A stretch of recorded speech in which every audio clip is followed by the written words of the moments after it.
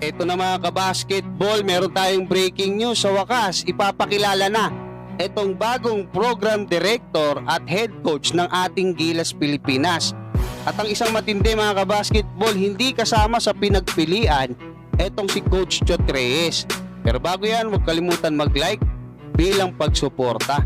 Dito nga sa kakalabas lang na balita ni Snow Badwa ng Spin.ph, credit sa kanya mga kabasketball kasi nauna na naman siya dito, no? Ay na-interview nga nila itong bagong executive director ng Samahang Basketball ng Pilipinas na si Erica D. At sinabi niya nga na ipapakilala na nila yung permanenteng Gilas coach at yung mga players ng ating Gilas Pilipinas. Pero sino nga ba ito nga magiging coach ng ating Gilas Pilipinas? Si Norman Black ba yan? Si Coach Tim Cone? Or si Coach Tab Baldwin? Ayon kay SBP Executive Director Erica D, ay pagkatapos pa lang daw ng Asian Games, kumilos na agad sila, no? At sinasabi niya pa rito na itong bagong head coach ng ating Gilas Pilipinas ay magpapakilala rin ng mga bagong players na makakasama nga kasi magiging sunod-sunod or continuous na yung kanilang pagtitraining mga kabasketball. Magkakaroon na ng magandang programa. Siya na rin yung magti-take over para nga sa darating na February window dito nga sa FIBA Asia Cup Qualifiers ngayong February. Siya ang hawak sa loob ng 4 na taon. Pero hindi pa niya pinangalanan mga kabasketball, pero nagbigay na siya ng clue.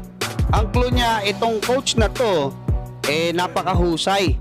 At talagang kumbaga kilalang kilala na or napakaraming mga supporters or naniniwala or nagtitiwala sa coach na to. At nakausap na nila yan mga kabasketball, pero syempre ayaw raw niyang kumbaga isabihin muna para hindi makompromise. Doon naman sa mga nagtatanong kung makakasama ba si Coach Brian Gordian, hindi po, kasi gaya ng sinabi ko, head coach siya ng Australia at nakakontrata pa siya mga kabasketball sa kasalukuyan. Pero kung gusto raw ni Coach Brian Gordian sa mga darating na panahon pagka natapos na yung kontrata niya dyan sa Australia, pwede rin naman nilang kunin siya. So sino mga kabasketball? Para sa akin como ito na nga si Al Francis Chua ang magiging team manager, ang pinaka may mataas na kumbaga porsyento na maging head coach or program director ng ating Gilas Pilipinas ay ito nga si Coach Tim Cone. Ang susunod dyan mga kabasketball, ito naman pagdating sa programa, sa malamang ang kunin dyan ay ito nga si Coach Tab Baldwin. Pwedeng ang mangyari sa ngayon yan, para dito sa February window, program director itong si Coach Tim Cone, ang magiging head coach ay si Coach Tab Baldwin.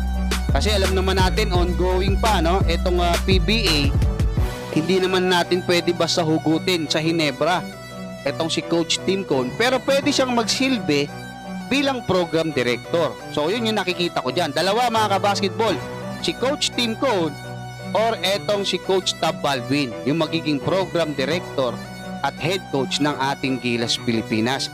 Hanggang dyan mga kabasketball, manatiling nakatutok sa mga susunod na updates ng ating Gilas Pilipinas. Maraming salamat at God bless sa inyong lahat.